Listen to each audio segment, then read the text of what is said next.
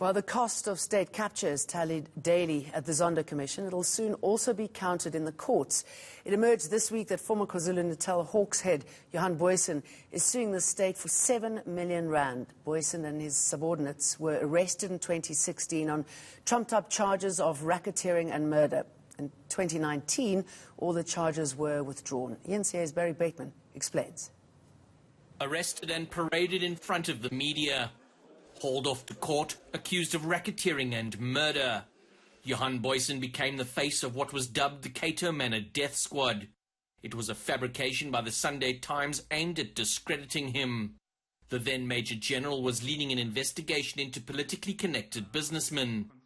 But the decision to charge the policeman was reviewed and set aside 3 years later. Former prosecution's boss Nomgcobo Jiba faces charges of fraud and perjury for giving the case the green light. Now Booysen wants the state to pay him damages for embarrassment, emotional pain and suffering, deprivation of his freedom, impairing his dignity and loss of earnings. Attorney Ulrich Roo believes Booysen has a good case. The fact that the charges were withdrawn on the merits prior to a trial even starting just indicates that he should never have been arrested in the first place. It's clear that there was never sufficient evidence to show that the NPA could secure a possible conviction after having run a trial.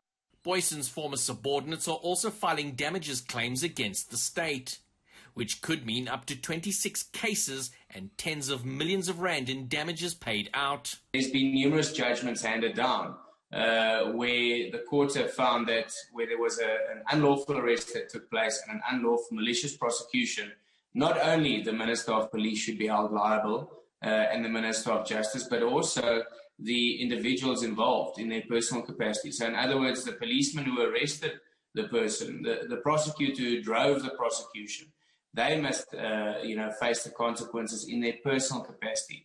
Booysen says the State Attorney's Office has responded to say they intend opposing the matter. The Police Ministry says it's still waiting for a briefing from the Attorney's Office. Barry Bateman, Pretoria.